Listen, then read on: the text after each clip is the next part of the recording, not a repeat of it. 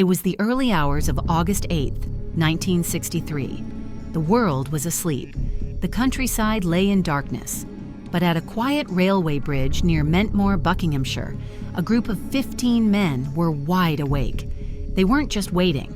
They were about to execute the most daring heist Britain had ever seen. The target? A Royal Mail train traveling from Glasgow to London. On board, millions of pounds in cash, a fortune so vast it was enough to change their lives forever. And the mastermind behind it all? A man named Bruce Reynolds.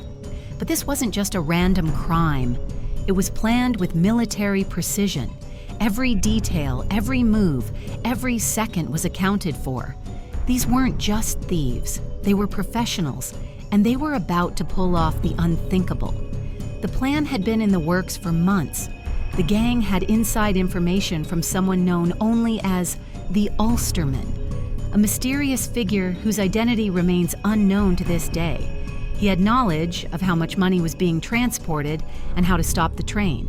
Bruce Reynolds, along with his trusted associates, Gordon Goody, Buster Edwards, and Charlie Wilson, formed the core of the operation. They knew they couldn't do it alone, so they brought in specialists, men who knew how to handle explosives, men who could rig railway signals, and men who knew exactly how to move fast and leave no trace behind. They also brought in a retired train driver, someone who could move the train after they stopped it. Every detail was carefully considered. Nothing was left to chance. The Royal Mail train left Glasgow at 6:50 p.m. on August 7th, heading toward London. On board were 12 carriages, carrying 72 postal workers who sorted mail as the train moved.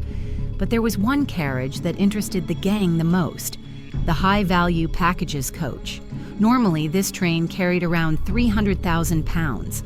But because of a bank holiday weekend, the amount was nearly 10 times higher, an astonishing 2.61 million pounds. That kind of money was unheard of. The temptation was too great. The gang had to strike. At exactly 3 a.m., as the train passed through the quiet English countryside, the robbers put their plan into action. They rigged a signal light near Sears Crossing. A red light flashed, forcing the driver, Jack Mills, to bring the train to a halt. Mills had no idea he had just fallen into a trap. His assistant, David Whitby, climbed down to call the signalman, but the wires had been cut.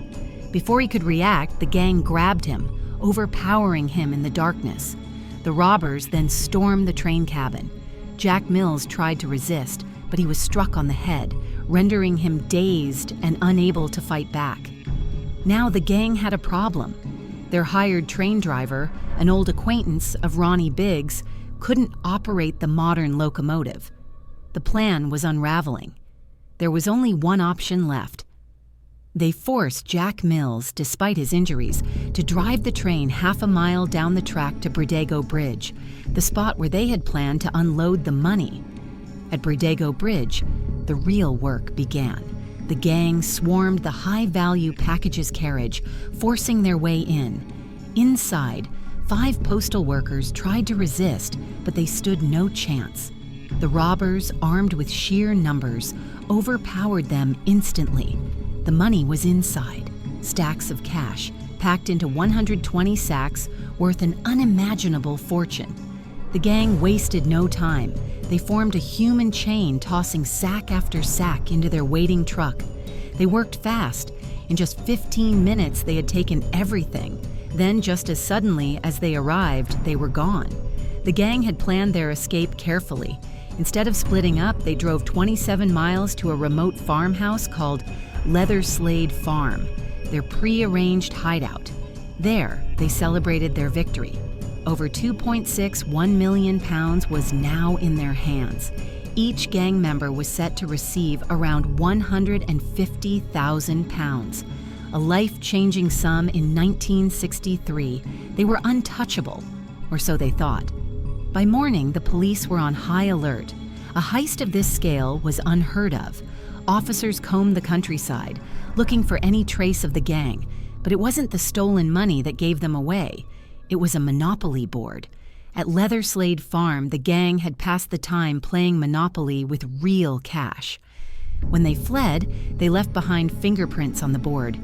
That one mistake was all it took. The police tracked down their hideout, found evidence, and one by one, the gang members began to fall. The first to go was Roger Corddry, the man who had rigged the signals. Then Charlie Wilson, arrested at his home. Soon, Bruce Reynolds, Gordon Goody, and Buster Edwards were all caught. In total, 11 of the 15 robbers were captured and sentenced to 30 years in prison.